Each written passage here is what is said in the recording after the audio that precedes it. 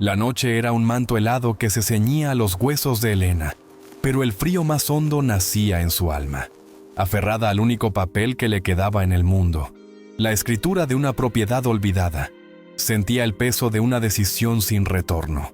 El hambre, un nudo amargo en la garganta, le recordaba no solo su propio vacío, sino la vida que crecía en su vientre, una promesa frágil en medio de la desolación, abandonada por todos, con el eco de las puertas cerrándose a sus espaldas.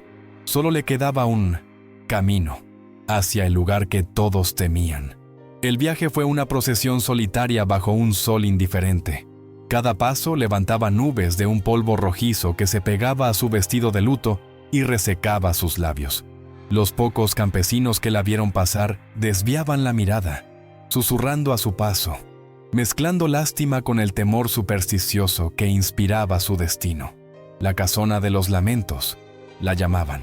Para Elena, era la única tabla de salvación en un océano de desesperanza, y se aferraba a ella con la fuerza de una madre que se niega a dejar que su hijo se ahogue con ella.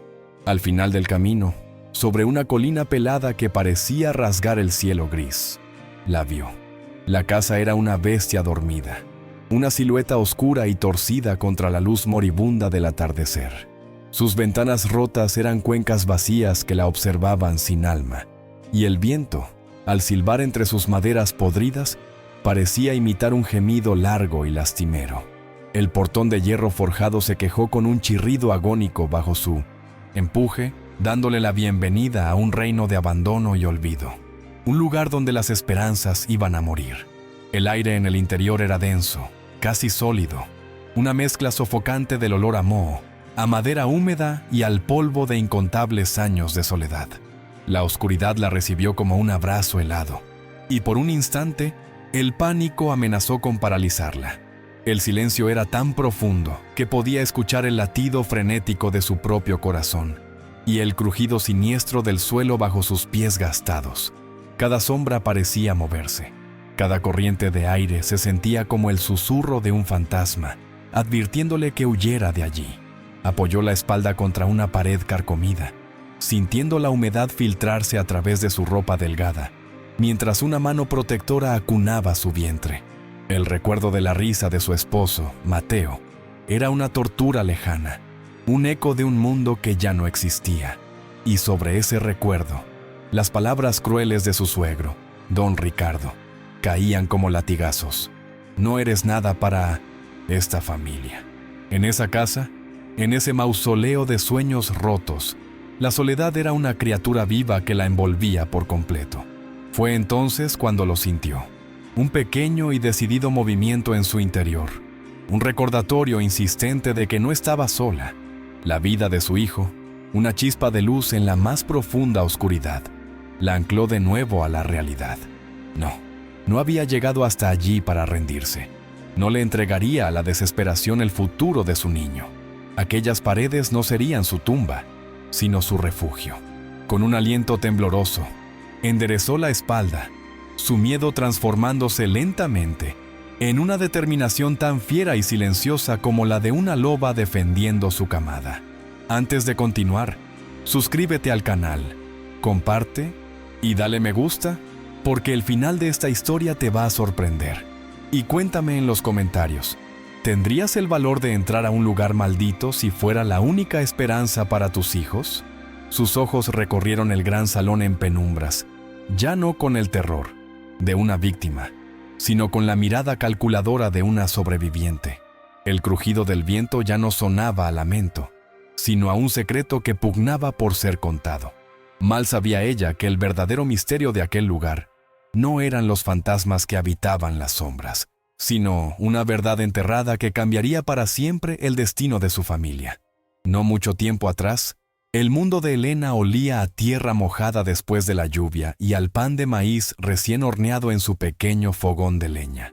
La vida era una melodía sencilla, tejida con la risa de Mateo, su esposo, un hombre cuyo amor era tan vasto y firme como las montañas que rodeaban su humilde hogar.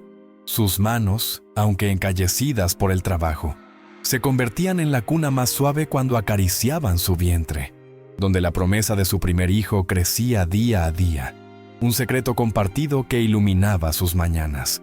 Ellos no poseían la vasta riqueza de los Montenegro, pero eran dueños de un tesoro infinitamente más valioso: la felicidad. Cada atardecer, sentados en el umbral de su casita, veían cómo el sol pintaba el cielo de naranjas y púrpuras, y planeaban un futuro que no se medía en hectáreas ni en pesos de plata, sino en el número de hijos que correrían por un patio que aún no existía, y en la fuerza del amor que ya lo sostenía con una solidez inquebrantable. Mateo era un hombre distinto a su estirpe, mientras su padre, don Ricardo, veía la tierra como una fuente de poder y riqueza que debía ser explotada sin piedad. Mateo la veía como una madre generosa. Amaba el tacto del suelo fértil, el milagro de una semilla convirtiéndose en sustento. A menudo le hablaba a Elena de dejar la mina, de comprar un pedazo de tierra lejos de la sombra de su padre, un lugar donde pudieran sembrar sus propios sueños y cosecharlos con sus propias manos. Ese sueño era el faro que los guiaba a través de la opresión silenciosa de la hacienda Montenegro. Mateo detestaba la mina. Regresaba cada día con el polvo de la codicia de su padre, impregnado en la piel y en el alma, con una fatiga que iba más allá de lo físico. Elena lo esperaba con agua fresca y una sonrisa, y en sus brazos, él encontraba el único refugio donde podía lavar el amargo sabor del deber y recordar al hombre que realmente era. El campesino de corazón que solo anhelaba paz. Una tarde, mientras caminaban junto al río, Mateo se detuvo y arrancó una pequeña flor silvestre de color azul intenso. Se la entregó a Elena con una solemnidad que la conmovió profundamente. Le dijo que la verdadera fortuna no se arrancaba de las entrañas oscuras de la tierra, sino que crecía bajo el sol, a la vista de todos, ofreciendo su belleza sin pedir nada a cambio. Esa flor, guardada entre las páginas de un libro de oraciones, se convertiría en el último recuerdo tangible de su ternura. La mañana de la tragedia, el aire estaba extrañamente quieto y el sol brillaba con una intensidad casi hiriente. Elena cosía una diminuta camisa, imaginando el rostro de su hijo, sintiendo sus pataditas como un lenguaje secreto entre los dos. El sonido monótono y distante de los picos contra la roca en la mina era la banda sonora de su vida, un ritmo al que se había acostumbrado, sin saber que pronto se silenciaría para siempre, llevándose consigo toda la música de su mundo.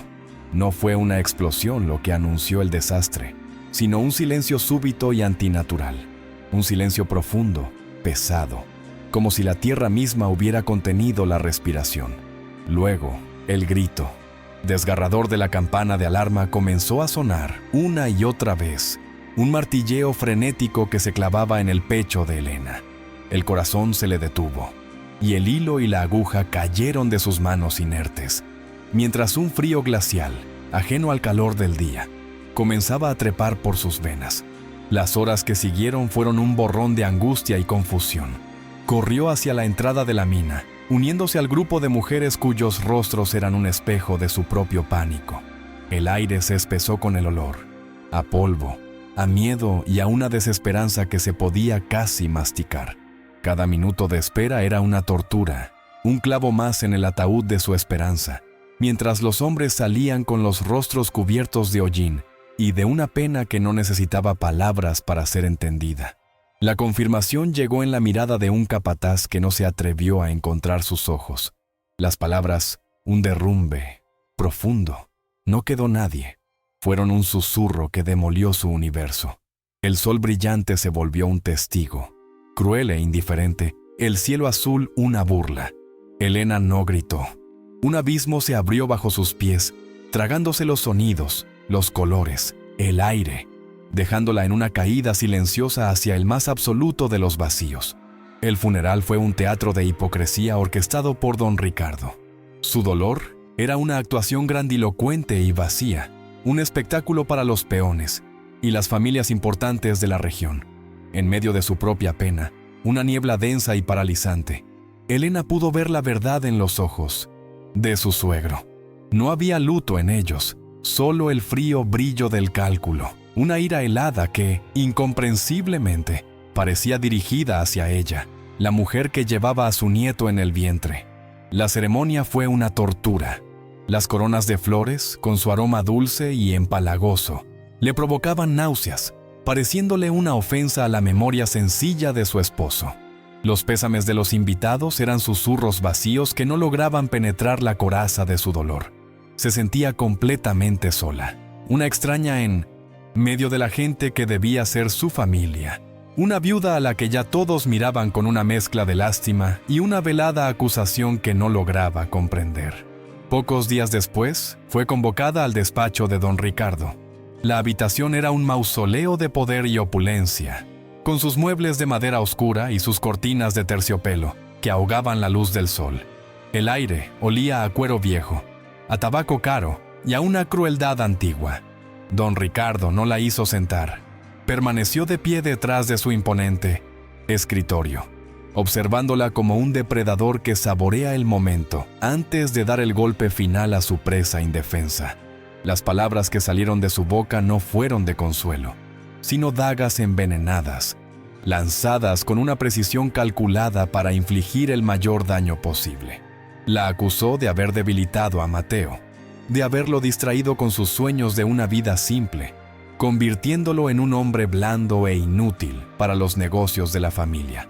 Cada frase era un latigazo que despojaba a Elena no solo de su duelo, sino también de su dignidad, culpándola por la misma tragedia que le había arrebatado todo.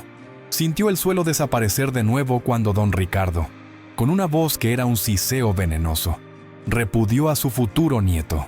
Ese niño que llevas dentro no es más que el recuerdo de un error, el último vestigio de la debilidad de mi hijo. No lleva la sangre de un Montenegro, sentenció. Y en ese instante, Elena comprendió que el monstruo no vivía en las leyendas de la región, sino que estaba frente a ella, vestido con el luto de un padre que no sentía nada. Con un gesto de desprecio supremo, tomó un papel amarillento de un cajón y lo arrojó sobre el escritorio. El documento se deslizó hasta detenerse justo frente a ella. Era la escritura de la casona de los lamentos. «Tu herencia», dijo con una sonrisa torcida que no llegó a sus ojos. «Un lugar maldito para una mujer que trae la desgracia. Ahora, lárgate de mi vista y no vuelvas a pisar mis tierras nunca más. No eres nada para nosotros». La humillación fue tan profunda, tan absoluta, que quemó las lágrimas antes de que pudieran nacer. Un fuego gélido se encendió en su interior, una lucidez aterradora en medio del naufragio de sus emociones. Vio la verdadera naturaleza del hombre que la había llamado familia, un ser carcomido por la avaricia, incapaz de amar nada que no pudiera poseer o destruir. Ya no sentía solo dolor, sino una rabia fría y silenciosa que comenzó a forjarse en el núcleo de su alma rota. Con una mano temblorosa pero firme, recogió el papel. El documento se sentía frágil y quebradizo, como sus esperanzas rotas. No dijo una palabra, simplemente lo miró a los ojos, sosteniendo su mirada por un instante que pareció una eternidad, dejando que él viera que, aunque la había despojado de todo, no había logrado aniquilarla por completo. Había una chispa en el fondo de sus ojos que él, en su arrogancia, no supo reconocer. La llama inextinguible de una madre. El camino de salida de la hacienda fue un desfile de vergüenza. Los sirvientes, aquellos que días antes le sonreían y la servían, ahora desviaban la mirada, sus rostros convertidos en máscaras de incomodidad y temor. Nadie le ofreció una palabra de aliento. Nadie se atrevió a desafiar la voluntad del patrón. Elena caminó con la espalda recta, cada paso un acto de voluntad, sintiendo el peso de todas las miradas clavadas en su nuca como si fueran piedras. El sonido de las enormes puertas de hierro de la hacienda cerrándose a sus espaldas fue un estruendo final y definitivo. Un portazo que no solo la expulsaba de una casa, sino que la desterraba de su propia vida, de su pasado y de cualquier futuro que hubiera podido imaginar. Se detuvo en el camino polvoriento. Dio media vuelta y observó la imponente construcción, ahora un monumento a la crueldad y a su inmensa soledad. Su exilio había comenzado. La memoria de aquel sonido metálico y final se desvaneció, devolviéndola a la realidad de la casona abandonada. El polvo que, Ahora respiraba no era tan sofocante como la opulencia de aquel despacho. El frío que calaba sus huesos no era tan gélido como la mirada de don Ricardo. El recuerdo de la humillación ya no era una herida abierta que la paralizaba, sino el combustible oscuro y potente que la obligaba a seguir adelante, a transformar aquel mausoleo en un bastión. Los primeros días fueron un descenso a un infierno helado y silencioso. El mundo, que antes había sido su hogar, se convirtió en un paisaje hostil que la rechazaba a cada paso. La primera noche la encontró acurrucada bajo el alero de una capilla abandonada, con el viento de la sierra colándose por las rendijas de su ropa raída. El frío no era solo una sensación en la piel, era una bestia que le mordía los huesos y amenazaba con apagar la pequeña llama de vida que protegía en su vientre. Al amanecer, con el cuerpo entumecido y el alma hecha un nudo de miedo, caminó hasta el pueblo más cercano. La esperanza, frágil como un hilo de telaraña, la impulsaba a buscar un gesto de caridad, un trozo de pan, un trabajo lavando ropa. Pero la sombra de don Ricardo Montenegro era larga y oscura, extendiéndose mucho más allá de los límites de su hacienda. Las puertas se cerraban a su paso, las ventanas se atrancaban, y las miradas que recibía eran una mezcla de lástima y un terror profundo a la represalia. Nadie se atrevía a ayudar a la mujer que el patrón había desterrado. Su desgracia era una enfermedad contagiosa que todos temían contraer. Las mismas mujeres que antes le sonreían en el mercado, ahora fingían no verla, apurando el paso y jalando a sus hijos para que no se acercaran. Elena aprendió rápidamente la lección más cruel de todas. La pobreza no solo te quita el pan, te quita el nombre, te borra del mundo de los vivos, convirtiéndote en un fantasma que deambula entre los que aún tienen un lugar. El hambre se convirtió en su compañera constante, un dolor sordo y persistente en el estómago que le recordaba a cada instante su fracaso. Masticaba hierbas amargas que encontraba al borde del camino, bebiendo agua de los arroyos con la esperanza de engañar al vacío que la consumía. Cada punzada de hambre era una puñalada de culpa, un terror creciente de que no solo estaba fallándose a sí misma, sino a la criatura inocente que dependía por completo de su fortaleza menguante. Las noches eran lo peor. La oscuridad traía consigo no solo el frío, sino también el desfile de sus miedos. Se acurrucaba en cualquier rincón que ofreciera un mínimo refugio, abrazando su vientre como si pudiera transmitirle un calor que ya no poseía. Los recuerdos de la risa de Mateo, de la seguridad de sus brazos, eran una tortura exquisita que la hacía llorar en silencio, con lágrimas que se helaban en sus mejillas antes de poder secarse. Fueron 3 días de esta peregrinación sin rumbo, 3 días que se sintieron como una eternidad. Su cuerpo estaba al límite de sus fuerzas, y la desesperación comenzaba a erosionar la última barrera de su cordura. Fue en la plaza del mercado, sentada en el suelo con la mirada perdida, que escuchó la conversación entre 2 ancianas que barrían la entrada de una tienda. Hablaban en susurros, con el temor supersticioso de los campesinos al nombrar lo prohibido. «Pobre muchacha», decía una, marcada por la desgracia. Dicen que don Ricardo le dio la escritura de la casona de los lamentos, como si no fuera suficiente con echarla, la condena a ese lugar del demonio. La otra se santiguó, sus ojos llenos de espanto. Nadie en su sano juicio se acercaría a esas ruinas. Cuentan que las almas en pena todavía gimen por las noches y que la tierra misma está envenenada por el dolor. Es una tumba, no una herencia. Elena escuchó las palabras y un escalofrío recorrió su espalda, uno que no tenía nada que ver con el frío. La casona de los lamentos, el lugar que su suegro le había arrojado como un hueso a un perro. En su miseria, casi había olvidado aquel papel amarillento que guardaba en el fondo de su pequeño bulto. Un lugar maldito, una tumba, pero también un techo, una propiedad, lo único en todo el vasto mundo que podía llamar suyo. La idea germinó en su mente exhausta, una semilla de locura o de una valentía que no sabía que poseía. ¿Qué era peor? ¿Enfrentarse a los fantasmas de una leyenda o convertirse en un fantasma real, muriendo de hambre y de frío en un camino anónimo? El miedo a lo desconocido luchaba contra la certeza de un final terrible si no hacía nada. Podía rendirse, dejarse consumir por la indiferencia del mundo, o podía caminar hacia el único lugar que le quedaba. La decisión se forjó en el silencio de su corazón desesperado. Miró el cielo gris, luego bajó la vista hacia su vientre, donde un suave movimiento le recordó por qué debía seguir luchando. No era solo su vida la que estaba en juego. Tenía que sobrevivir por su hijo, por la promesa que le había hecho a Mateo.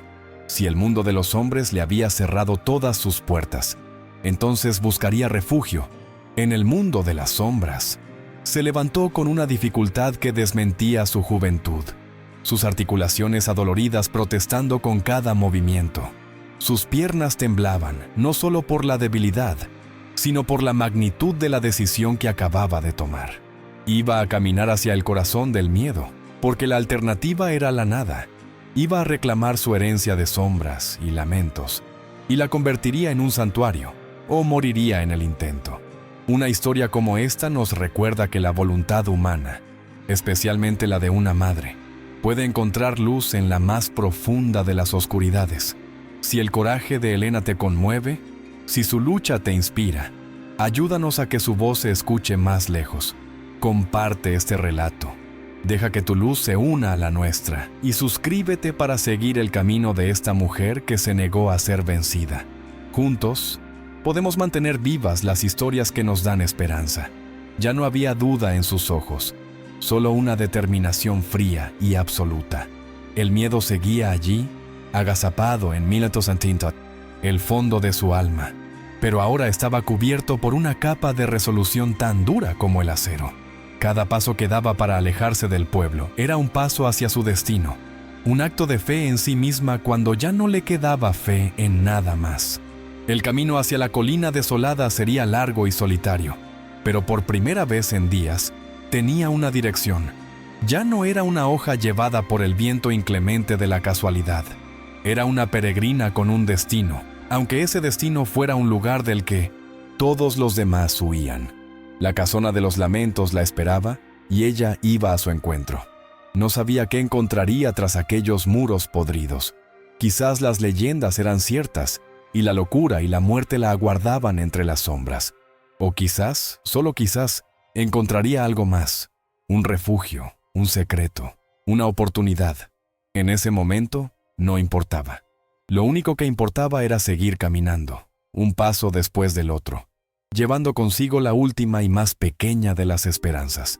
El sol comenzaba a descender en el horizonte, tiñendo las nubes de un color anaranjado y melancólico. Su silueta delgada y encorvada se proyectaba larga sobre el camino de tierra, la imagen de una soledad inmensa que, sin embargo, se negaba a romperse. El verdadero viaje de Elena, el que la llevaría a descubrir no solo los secretos de una casa olvidada, sino la increíble fortaleza de su propio espíritu, apenas estaba comenzando. El sol comenzaba a descender, pintando el cielo con brochazos de un naranja melancólico, que hacía aún más tétrica la silueta de la casona. Cada paso de Elena en la subida final a la colina era un esfuerzo monumental, una batalla de sus músculos agotados contra la gravedad y la desesperanza. El viento aullaba con más fuerza allí arriba, como si los espíritus del lugar le advirtieran que diera media vuelta, que se uniera al resto del mundo en el olvido de aquel sitio. Pero para Elena, el olvido ya no era una opción. Solo existía el ahora, y el ahora era esa puerta. Frente a ella, la casona de los lamentos era mucho más que una ruina. Era el esqueleto de un gigante muerto hace mucho tiempo. La madera, ennegrecida y carcomida por la intemperie, parecía a punto de rendirse y volver a ser polvo. Las tejas rotas del techo dejaban ver el cielo a través de heridas oscuras, y las enredaderas trepaban por las paredes como venas resecas sobre una piel muerta. Era un monumento al abandono, un lugar donde el tiempo no había pasado, sino que se había detenido para pudrirse lentamente. La primera noche fue un descenso a las profundidades del miedo. No se atrevió a explorar más allá del gran salón de la entrada, donde se acurrucó en un rincón, temblando de frío y de un terror primario que la hacía sobresaltar con cada crujido de la casa. El viento, colándose por las 1000 grietas, traía consigo susurros y lamentos que jugaban con su mente agotada, y las sombras danzaban a la luz de una luna pálida que se asomaba por las ventanas rotas, adoptando formas monstruosas que amenazaban con devorarla. Al llegar la primera luz del alba, una luz gris y débil que apenas lograba perforar la suciedad de los cristales, Elena se puso en pie. Su cuerpo era un mapa de dolores, pero en su alma, la noche no había logrado apagar la llama. Con una determinación que nacía de las entrañas, comenzó la tarea imposible de reclamar aquel lugar. Su primera batalla fue contra el polvo, una capa tan gruesa y antigua que parecía parte del propio suelo, un sudario que cubría los restos de una vida olvidada. Sus manos, ya encallecidas por una vida de trabajo que parecía lejana, se agrietaron y sangraron mientras arrancaba tablas podridas y limpiaba los excrementos de ratas y murciélagos. Cada metro cuadrado de espacio que lograba despejar era una victoria, un pequeño trozo de mundo reconquistado a la desolación. El hedor a humedad, a encierro y a descomposición era tan denso que le provocaba arcadas, pero ella seguía adelante, impulsada por la imagen del rostro de su hijo, un rostro que aún no conocía pero por el cual estaba dispuesta a todo. Los días se fundieron en una rutina agotadora y monótona. Por la mañana, trabajaba hasta que el sudor le nublaba la vista y los músculos le rogaban descanso. Al mediodía, buscaba algo que comer, bayas silvestres que crecían entre las espinas del jardín muerto o raíces que desenterraba con sus uñas. Encontró una vieja bomba de agua en el patio trasero y tras horas de esfuerzo, logró que escupiera un chorro de agua oxidada y con sabor a hierro, el líquido más preciado que había probado en su vida. Poco a poco, un cuarto comenzó a tomar forma, el que debió ser el dormitorio principal.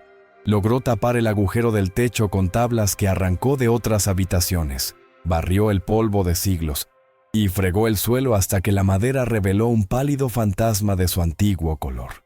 Arrastró un viejo colchón apolillado y lo dejó al sol durante días, golpeándolo con un palo para sacarle la podredumbre y los insectos, hasta que pudo considerarlo un lecho, su primer santuario en medio del caos.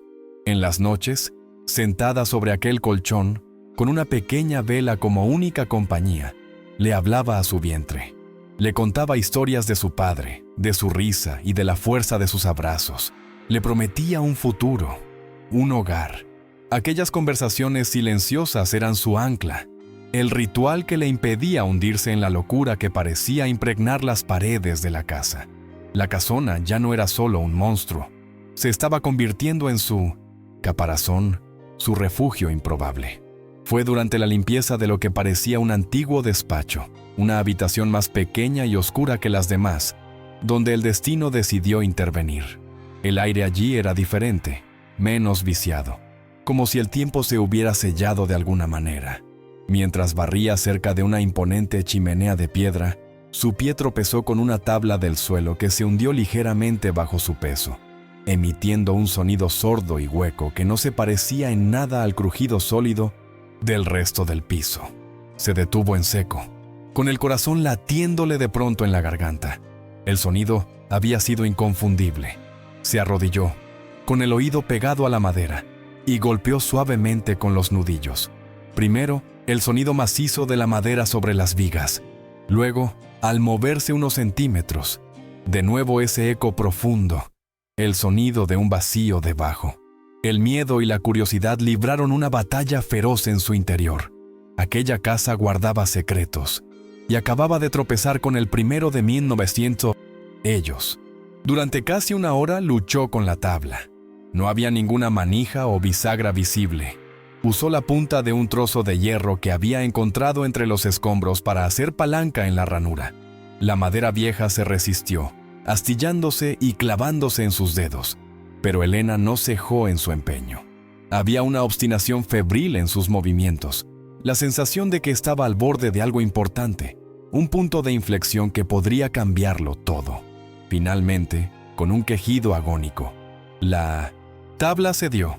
Se levantó, revelando un compartimento oscuro y rectangular, no muy grande, pero lo suficientemente profundo como para ocultar algo.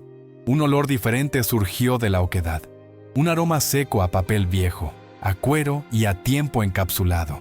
Un perfume que contrastaba violentamente con el olor a moho y podredumbre que había respirado durante semanas. Era el olor de algo que había sido preservado, protegido. Con la mano temblorosa, introdujo el brazo en la oscuridad.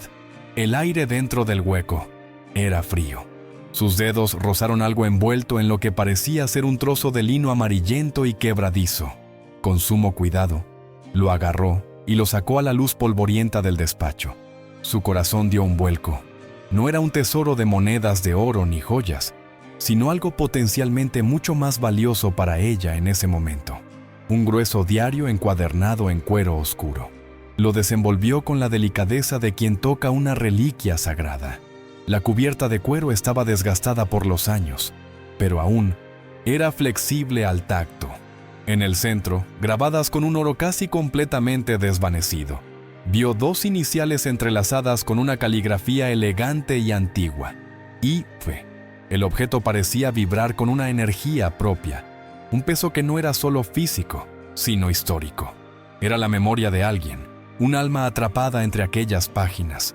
Se sentó en el suelo sucio, con el diario sobre su regazo, sin atreverse a abrirlo por un instante. ¿Quién era I.V.? ¿Qué historia contenían aquellas páginas? ¿Serían los lamentos que daban nombre a la casa, el registro de una vida de desdicha? O quizás, solo quizás, contenían una respuesta, una clave para entender el lugar que ahora era su único mundo y su única esperanza. Con un aliento tembloroso, abrió la primera página. La caligrafía era firme y clara. La tinta sepia aún perfectamente legible a pesar del paso de incontables años. Las primeras palabras la atraparon, no con un lamento, sino con una declaración de amor y pertenencia que resonó en lo más profundo de su ser. «Mi nombre es Isadora Villafranca», leyó en un susurro. «Y esta casa, esta tierra, es mi alma. Que otros la llamen maldita, que susurren mentiras envenenadas por la codicia. Pero la verdad no reside en la boca de los hombres, sino en las raíces profundas. La tierra nunca olvida. Ella guarda los secretos, protege la vida y espera con paciencia a quien tenga el valor de escucharla». Elena levantó la vista del diario, sus ojos llenos de lágrimas que no eran de tristeza, sino de un asombro abrumador.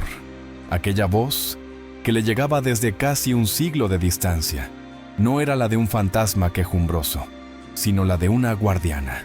En la más absoluta soledad, en el corazón del abandono, acababa de encontrar una aliada. No sabía qué secretos revelaría, pero por primera vez sintió que no estaba luchando sola contra el mundo. El sol de la tarde entraba por la ventana sucia, iluminando las partículas de polvo que danzaban en el aire y cayendo sobre las páginas abiertas del diario. Parecía una bendición, un foco de luz sobre el comienzo de un nuevo camino. Elena no lo sabía aún, pero no solo había desenterrado un viejo libro, había encontrado el mapa para su salvación, la llave para reclamar su futuro y la verdad que haría temblar los cimientos de la fortuna de sus verdugos. La resiliencia la había llevado hasta ese punto. La había mantenido viva, pero el conocimiento que sostenía en sus manos estaba a punto de darle algo mucho más poderoso. Le daría un propósito. La lucha por la supervivencia estaba a punto de transformarse en una lucha por la justicia. Continuó leyendo, pasando las páginas con un cuidado reverencial, mientras la tarde se convertía en noche. La pequeña vela que encendió a su lado arrojaba una luz parpadeante sobre los dibujos de plantas, las anotaciones sobre los ciclos de la luna y las propiedades curativas de hierbas que ella creía simples malezas. Era un compendio de sabiduría ancestral, un testamento de una conexión con la naturaleza que había sido olvidada y despreciada. Isadora no escribía sobre fantasmas ni maldiciones. Escribía sobre la vida, sobre la increíble generosidad de una tierra que todos consideraban estéril. Describía técnicas para revivir el suelo, para atraer la lluvia, para cultivar flores de una belleza y rareza inauditas en aquella región. Era un manual para obrar milagros, no con brujería, sino con paciencia, trabajo y un profundo respeto por los secretos que la tierra solo revela a quienes la aman de verdad. Entre las descripciones botánicas, encontró la de una flor en particular, dibujada con un detalle exquisito: la lágrima de luna. Según Isadora, era una flor de un azul plateado que solo florecía bajo la luz de la luna llena, y cuyas propiedades eran casi mágicas. Crecería únicamente en el suelo de aquella colina, un regalo único de la tierra para su guardiana, y en el margen una nota: su belleza es su riqueza, y su rareza es su poder. Helena sintió un escalofrío recorrerle la espalda. Poder era una palabra que había olvidado, una sensación que le habían arrebatado. Pero ahora, sentada en el suelo de aquella casa en ruinas, con el diario de una mujer muerta en sus manos, comenzó a sentir cómo una pequeña semilla de ese poder germinaba de nuevo en su interior. Ya no era solo una víctima a merced de las circunstancias. Aquella noche, por primera vez, el viento no sonó a lamento, sino a una promesa. Los crujidos de la casa no eran amenazas, sino el asentamiento de viejos huesos que despertaban de un largo letargo. Helena se durmió sobre el suelo frío del despacho, con el diario de Isadora abrazado contra su pecho, protegiéndolo como si fuera su propio corazón. El verdadero tesoro de la casona de los lamentos no estaba hecho de oro, sino de tinta y de tierra. Y Helena, la viuda desterrada, la mujer que no era nada para nadie, estaba a punto de usarlo para construir un imperio de flores sobre las cenizas de su dolor. Un jardín que florecería con la fuerza de la verdad y la sed de justicia. El punto de virada había llegado. La noticia del milagro en la casona de los lamentos se esparció como polen en el viento de primavera. Viajó de boca en boca por los mercados y las cantinas. Una historia demasiado buena para no ser contada. Hablaba de una viuda que había hecho florecer un paraíso en tierra muerta, de flores tan raras y hermosas que parecían arrancadas del mismo cielo nocturno. El relato era una mezcla de admiración y superstición, un cuento de hadas que le daba un respiro a la dura realidad de la gente. Pero los rumores, al viajar, a menudo pierden su inocencia y se visten con los ropajes oscuros de la envidia y la codicia. Cuando la historia llegó a los oídos de don Ricardo Montenegro, ya no hablaba de flores ni de trabajo duro. La versión que le susurraron sus espías era mucho más tangible. La viuda no había encontrado la bendición de la tierra, sino un tesoro escondido por los antiguos dueños. Oro, joyas, una fortuna enterrada que explicaba su súbita y desafiante prosperidad. La idea se clavó en la mente de don Ricardo como un clavo al rojo vivo. La rabia, fría y venenosa, recorrió sus venas.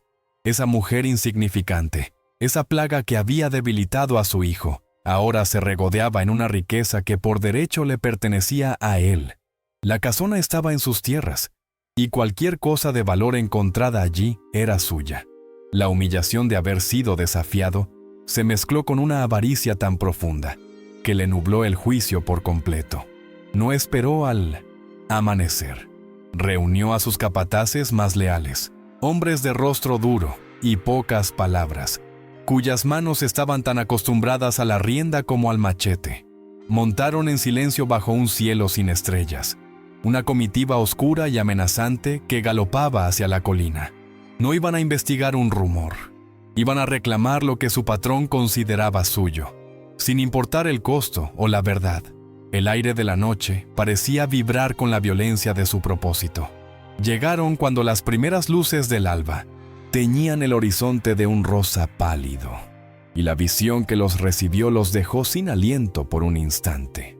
El jardín era una explosión de vida y color que desafiaba todo lo que sabían sobre aquel lugar maldito. Las lágrimas de luna, aún húmedas por el rocío, brillaban con un fulgor plateado. Pero la belleza solo avivó la furia de don Ricardo, que espoleó a su caballo, haciendo que el animal pisoteara un cantero de flores con un desprecio brutal. Helena salió al umbral de la puerta, alertada por el Pochensotón. Estruendo. En sus brazos, envuelto en una manta, dormía el pequeño Arturo. No era la misma mujer que había sido expulsada meses atrás. Su espalda estaba recta, su mirada era firme, y no había rastro del miedo que una vez la había paralizado. Observó a su suegro y a sus hombres con la calma serena de una leona que ve a los chacales acercarse a su cubil. Una calma que era más intimidante que cualquier grito. «¿Qué es esta brujería?», rugió don Ricardo, desmontando con un movimiento brusco. «¿De dónde? ¿Sacaste el dinero para esta farsa? Sé que encontraste algo. El tesoro de los Villafranca. Entrégamelo ahora mismo, o juro que quemaré este lugar hasta los cimientos contigo y ese bastardo dentro», gritó, su voz rompiendo la paz de la mañana como un cristal al hacerse añicos. La crueldad de sus palabras era un veneno que buscaba la herida más profunda. «No hay ningún tesoro de oro, don Ricardo», respondió Elena, y su voz, aunque suave, resonó con una autoridad que lo sorprendió. «El único tesoro que hay en esta tierra es el que nace del trabajo y del respeto. Algo que usted y su familia jamás podrían entender. Lo que ve no es brujería, es la generosidad de una tierra a la que dejaron de envenenar con sus mentiras y su codicia». Él soltó una carcajada hueca, un sonido feo que no contenía alegría, solo desprecio. Se acercó a ella, su sombra alta y ancha cubriéndola por completo, tratando de intimidarla con su presencia física. Sus hombres se desplegaron detrás de él, formando un semicírculo amenazante. El aire se llenó de una tensión que se podía cortar, y el pequeño Arturo se quejó en sueños, sintiendo la angustia de su madre incluso dormido. «Mi paciencia se acaba, mujerzuela insolente», siseó su rostro a centímetros del de ella. «Dime dónde está, o mis hombres registrarán cada rincón de esta pocilga, y no serán amables. Sabes que lo harán. No me obligues a dar la orden». Su aliento olía a aguardiente y a una ira rancia, la pestilencia de un alma podrida que se deleitaba en el miedo ajeno. Fue entonces cuando Elena supo que el momento había llegado. No retrocedió. En su lugar, lo miró directamente a los ojos, y por primera vez, él vio en ellos no a una víctima, sino a un juez. Y ella pronunció el nombre que él creía enterrado para siempre en el olvido, el nombre que era la llave de toda su historia. «Isadora Villafranca», dijo, y cada sílaba fue como el golpe de un martillo sobre un yunque. El efecto fue inmediato y devastador. El rostro de don Ricardo perdió todo, su color. La arrogancia se desvaneció, reemplazada por un destello de puro pánico, un miedo tan antiguo y profundo, que lo dejó sin palabras por un instante. Era como si ella hubiera invocado a un fantasma en plena luz del día, un espectro que solo él podía ver y que venía a cobrar una deuda de sangre y tierra. Ella sabía que había dado en el blanco. Con un movimiento lento y deliberado, sin dejar de mirarlo, entró en la casa y regresó un segundo después. En una mano llevaba el diario de cuero oscuro.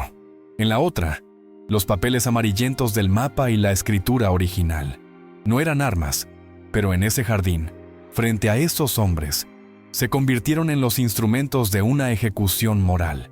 «Usted habla de tesoros, pero no sabe nada de su verdadero valor», continuó Elena, su voz ganando fuerza, convirtiéndose en la voz de la propia Isadora, en la voz de la justicia. «Este libro contiene la verdad, la historia de una mujer a la que su abuelo, un ladrón ambicioso, le robó su tierra y su nombre, esparciendo el rumor de una maldición para comprar a precio de miseria lo que no podía obtener por derecho. Mentiras, son los desvaríos de una vieja loca», gritó él, pero su voz temblaba. Intentó recuperar la compostura, pero la aparición de aquellos documentos lo había desarmado por completo.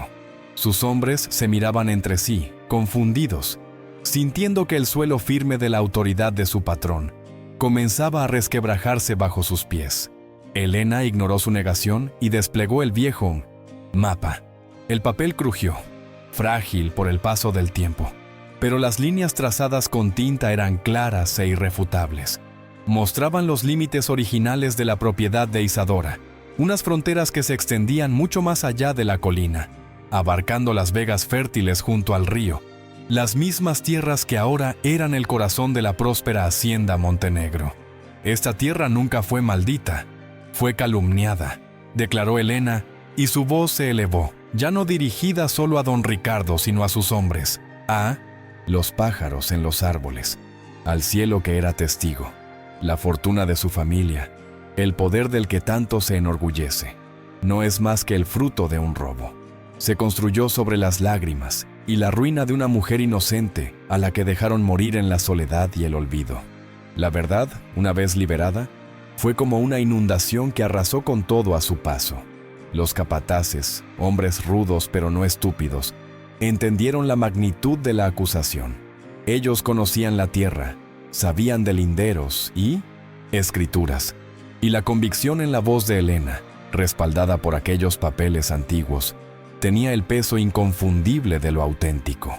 La lealtad ciega que le profesaban a su patrón comenzó a vacilar. En un arrebato de desesperación, don Ricardo se abalanzó para arrebatarle los documentos, su último y patético intento de volver a enterrar la verdad. Pero Helena fue más rápida. Se hizo a un lado, protegiendo a su hijo y a las pruebas con su propio cuerpo. El movimiento torpe y furioso del hombre lo hizo tropezar y casi cayó al suelo. Un momento de humillación que lo despojó de su última pizca de dignidad. «Largo de aquí», ordenó Helena y su voz fue un trueno. «Lárguese de esta tierra que profanó con su presencia y nunca más vuelva. Váyase y viva con el conocimiento de que todos saben la clase de hombre que es. Un ladrón, un cobarde que se ensaña con mujeres y huérfanos. Su imperio está construido sobre arena y el viento de la verdad ha comenzado a soplar». Don Ricardo se quedó paralizado, jadeando, no por el esfuerzo, sino por la rabia impotente. Miró a sus hombres, buscando en sus rostros el reflejo de su propia autoridad, pero no lo encontró. Vio duda, vio vergüenza, vio incluso una chispa de desprecio. En ese instante, frente a la mujer que había desterrado, se vio completamente solo, despojado de la armadura de miedo con la que había gobernado durante tantos años. Su derrota fue silenciosa y absoluta. No hubo más gritos ni amenazas. El poder que emanaba de él se había extinguido, dejando solo la cáscara vacía de un hombre consumido por su propia maldad. Se dio la vuelta con la lentitud de un anciano. Cada movimiento una confesión de su fracaso. Caminó hacia su caballo, y por primera vez, su figura imponente pareció encorvada y pequeña. Montó sin decir una palabra y se marchó al paso, sin mirar atrás. Sus hombres lo siguieron, pero no como una escolta, sino como un cortejo fúnebre que se distancia del difunto. El hechizo se había roto. El miedo que los ataba a él se había disuelto, reemplazado por la cruda revelación de su deshonra. Su autoridad se había hecho polvo en aquel jardín florecido. Cuando el sonido de los cascos se perdió a lo lejos, un profundo silencio descendió sobre la colina. Era un silencio diferente, ya no de abandono, sino de paz. Un silencio de victoria. Helena permaneció de pie en el umbral, abrazando a su hijo con fuerza, sintiendo el latido del pequeño corazón contra el suyo. El peligro había pasado, no por la fuerza, sino por el coraje de decir la verdad. Las lágrimas finalmente corrieron por sus mejillas, pero no eran las lágrimas amargas del duelo o del miedo. Eran lágrimas de liberación, de una catarsis que lavaba las últimas cicatrices de su alma. Lloró por Mateo, por Isadora, por ella misma y por el futuro que acababa de reclamar para su hijo. Un futuro que ahora crecería libre, en una tierra que finalmente había encontrado la justicia. Miró su jardín, el reino que había construido con sus propias manos, sobre las cenizas del desprecio. El sol de la mañana lo bañaba todo con una luz dorada y cálida, como una bendición. La casona de los lamentos había muerto para siempre. En su lugar, bajo el cuidado de su nueva guardiana, acababa de nacer, para no morir nunca más, la Villa de la Esperanza. La noticia de la humillación de don Ricardo Montenegro corrió por los valles y las veredas con la velocidad de un incendio en un cañaveral seco. Los capataces, despojados de la venda del miedo que les cubría, los ojos, no callaron. Contaron la historia en las cantinas y en las plazas, no como un chisme, sino como el testimonio de un juicio final. La verdad, una vez desenterrada por Helena, adquirió vida propia. una fuerza imparable que derribaba los muros de silencio y temor que habían sostenido el poder de los Montenegro por generaciones. Helena no se contentó con la victoria moral. Sabía que la memoria de los hombres es frágil y que el poder, incluso herido de muerte, puede intentar renacer de sus cenizas. Con el pequeño Arturo durmiendo plácidamente contra su pecho y el diario de Isadora como escudo, emprendió el camino hacia la capital del municipio. Cada paso sobre aquella tierra que ahora sentía suya era una afirmación de su derecho, una marcha silenciosa hacia la consolidación de su justicia. No buscaba venganza, sino la paz que solo la ley puede garantizar. El viejo abogado del pueblo, un hombre que había vivido siempre bajo la sombra opresiva de don Ricardo, la recibió con escepticismo. Pero al ver los documentos, al tocar el papel antiguo del mapa y leer la caligrafía firme de Isadora, sus ojos cansados se encendieron con una chispa olvidada de idealismo. Vio en Helena no a una viuda desamparada, sino a la encarnación de una justicia largamente dormida, y decidió arriesgar su tranquilidad para luchar a su lado. Mientras tanto, en la hacienda Montenegro, un silencio sepulcral había reemplazado a la arrogancia. Don Ricardo se encerró en su despacho, el mismo desde 1201, donde había desterrado a Helena. Pero ahora las sombras parecían más densas. El olor a tabaco y cuero se sentía rancio, como el aroma de la propia decadencia. Sus órdenes ya no eran obedecidas con prontitud, sino con una lentitud que bordeaba la insolencia. El miedo que había sembrado se había transformado en un desprecio silencioso que lo aislaba por completo. El proceso legal fue un eco de la confrontación en el jardín. Las pruebas eran tan claras, tan irrefutables, que el juicio fue breve. La escritura original, el mapa detallado y las entradas del diario de Isadora no dejaron lugar a dudas. La fortuna de los Montenegro fue declarada lo que siempre había sido, el fruto de un engaño monumental, una estafa construida sobre la ruina de una mujer inocente. La ley, por una vez, se puso del lado de la verdad. La sentencia fue devastadora. No solo se le ordenó a la familia Montenegro devolver las tierras del río, el corazón de su riqueza, sino que la revelación de sus métodos fraudulentos los llevó a la bancarrota. Don Ricardo lo perdió todo: la tierra, el dinero, el poder y, lo más importante, el respeto temeroso que lo había sostenido. Su derrota no fue una muerte heroica, sino una lenta e ignominiosa disolución en la insignificancia. Helena regresó a su colina no como una conquistadora, sino como una sanadora. Con las tierras recuperadas, no expandió un imperio, sino que creó una comunidad. Enseñó a otras familias los secretos de Isadora, compartiendo las semillas de las lágrimas de luna y el conocimiento para hacer que la tierra cantara con vida. La prosperidad que nació de su trabajo fue una marea que levantó a todos los que la rodeaban. La casona de los lamentos fue rebautizada. En una ceremonia sencilla, rodeada de sus nuevos vecinos y amigos, Helena desveló una placa de madera tallada a mano sobre la puerta principal. Ya no era un lugar de pena, sino un faro de esperanza. Desde ese día, todos la conocieron como la Villa de la Esperanza, un nombre que era la vez una promesa y un testimonio de su increíble viaje. 10 años después, el sol de la tarde bañaba la colina con una luz dorada y apacible. La Villa de la Esperanza era ahora el corazón vibrante de la región. La casa, restaurada y llena de luz, estaba rodeada por hectáreas de jardines florecientes y cultivos prósperos. El aire ya no olía a mojo y a olvido, sino a la dulce fragancia de miles de flores y a la tierra fértil y agradecida. Un niño de 10 años, de ojos vivaces y risa contagiosa, corría por los senderos del jardín, persiguiendo mariposas. Era Arturo, un muchacho criado en la libertad y el amor, cuyo único conocimiento de la maldad provenía de las historias que se contaban para no olvidar. Su risa era la música que había reemplazado para siempre a los lamentos del viento en la vieja casona. Helena lo observaba desde el porche, meciéndose suavemente en una silla de mimbre.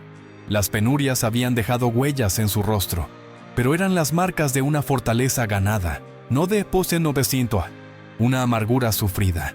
Se había convertido en doña Helena, una figura de respeto y sabiduría.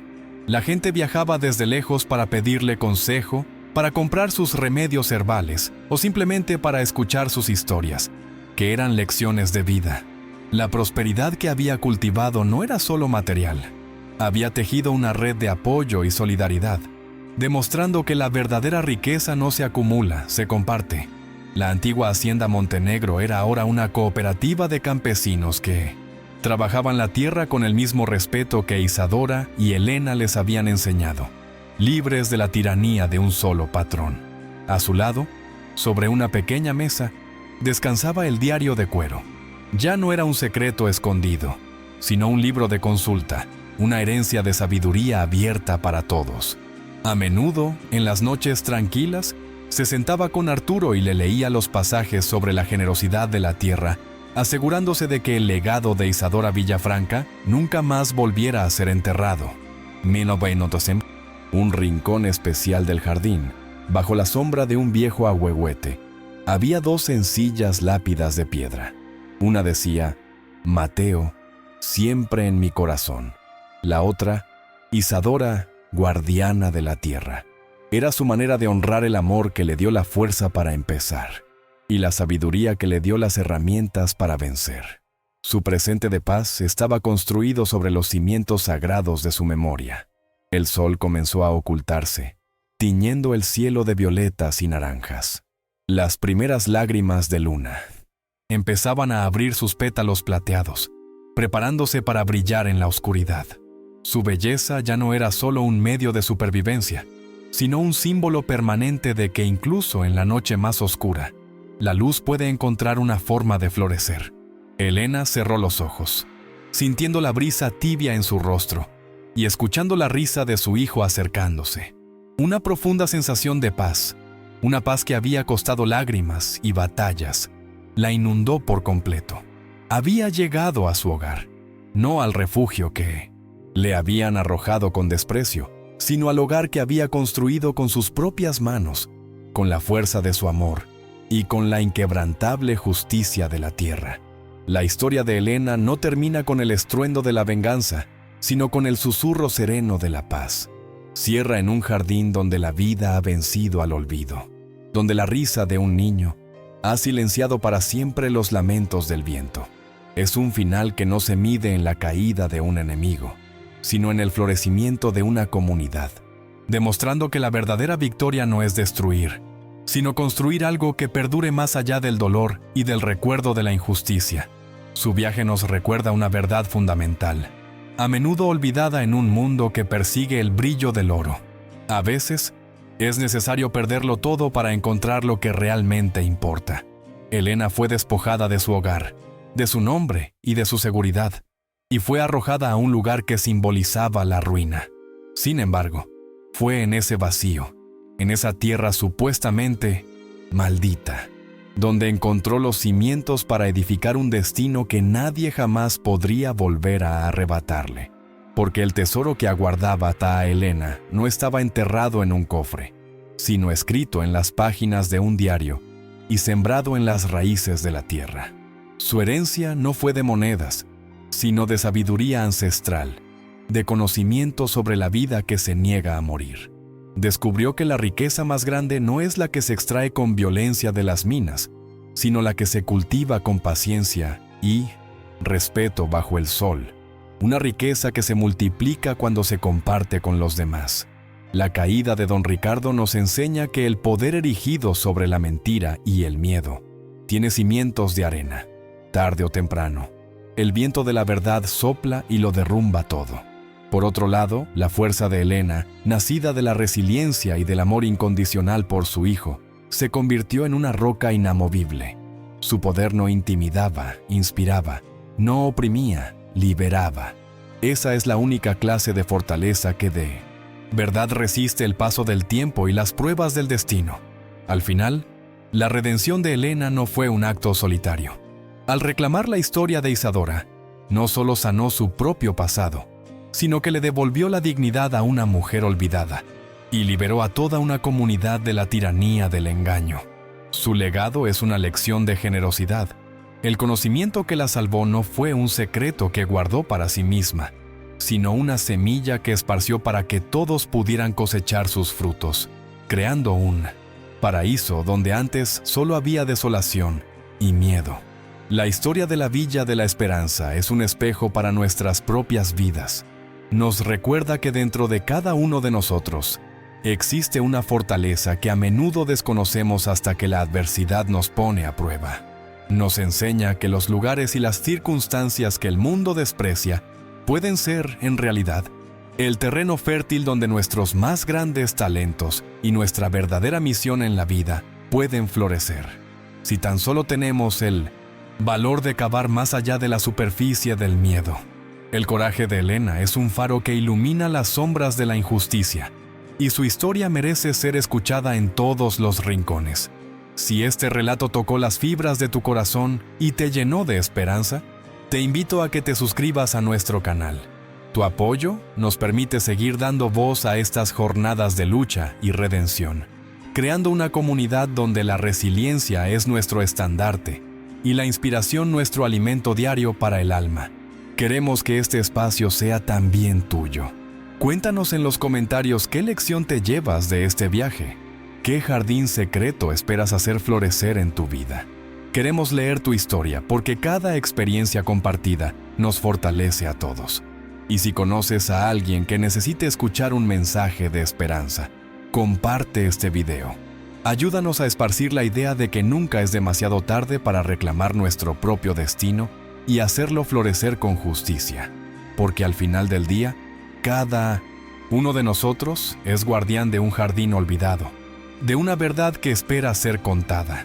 La historia de Elena es un recordatorio eterno de que la voz de una sola persona, armada con la verdad y motivada por el amor, tiene el poder no solo de cambiar su propio mundo, sino de sembrar las semillas de un futuro más justo para todos los que vendrán después de nosotros.